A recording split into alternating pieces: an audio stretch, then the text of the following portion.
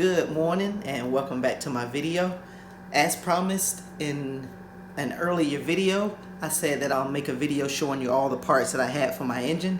That way we can go over everything, kind of do an inventory and make sure that I have everything, or if there's something I'm leaving out that I need to order. Also, it's a good time for me to do this because my engine is still in the machine shop and some of the parts I'm going to have to take to the machine shop to get balanced. So I'm going to go ahead and go over the stuff that I have right now, kind of wrap it up the video and let you know what my plans are, and go ahead and drop this off at the machine shop. Okay, here's my parts. See right here, I have the pistons, forged pistons, Summit Pro LS pistons. Come in a box with the wrist pins. The retainers are up under here. See them up under there. Also have the forged rods, Summit Pro LS forged rods. I have the rings to go on the pistons, connecting rods, actually connecting rod bearings. And again, I have all of this stuff right here because this is what I'm gonna have to drop off at the machine shop to get balanced with the crank. I have my new rockers. This has a trunnion in it already, and it's melon rocker arms, the trunnion in them. This is just the ones I left in the box. The rest of them are over here. I took out of the box, so I had those in there. This is my brand new melon oil pump, the 10295. This is the high volume one. So, and I just took that out the box, so I can box this back up. Just want to show you. Got my dual saddle oil pickup tube mount. It goes on there. So it's not really needed, but I always do dual. I did dual on the GTO, so I'm gonna do dual on that, and probably on every other engine I build so far. Put the O-rings back in here with the pump. I'm gonna go ahead and put this in with the pump also. Get the pump put back in the box.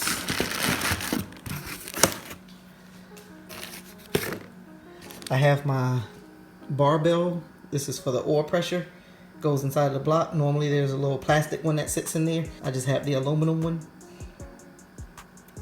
And that goes into the back of the engine.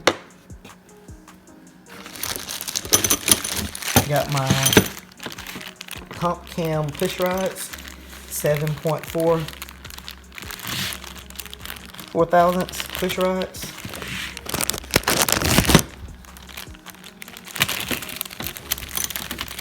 And I'll show you this.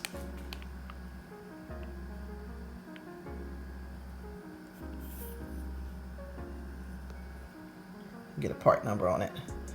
If I can get the zoom in. There we go. 7955 comp cam, 7.4 and 80 thousandths. It's the wall thickness.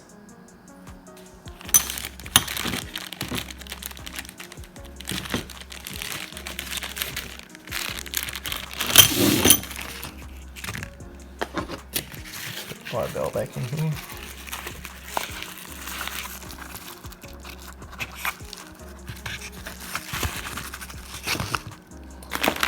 I have my timing chain dampener from BTR. BTR cam bolts. And the BTR cam gear. 3-bolt cam gear.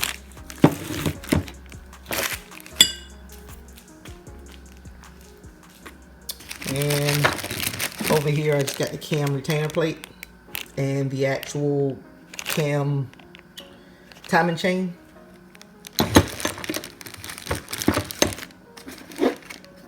And this is my cam reader, or bracket that holds the sensor for the camshaft sensor.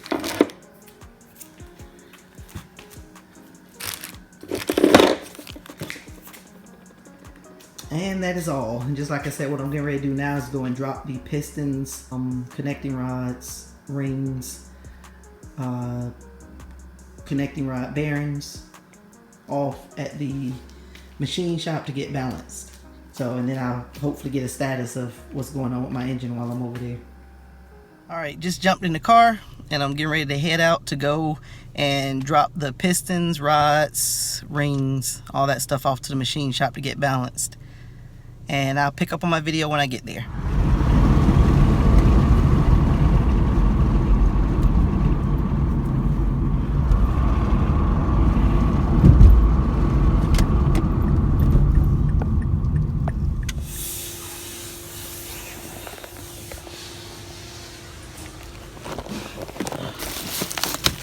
There's the rest of my stuff in this box.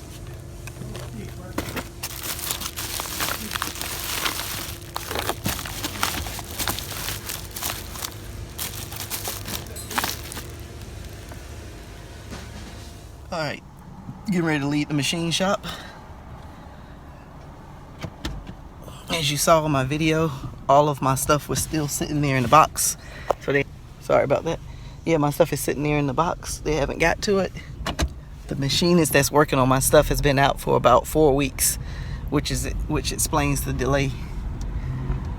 So, but good thing I was able to get to him before he mounted the crank in the engine.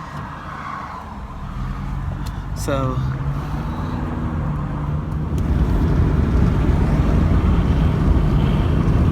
okay, I just got back home from the machine shop and you saw my box of parts there on the floor. If you looked at it closely, you saw there was a crankshaft in there. I never really fully explained what's going on with the engine or what I did. The engine was a 4.8, and what I did, since I had to take all the stuff over to the machine shop to get machined, I found a 5.3 crankshaft.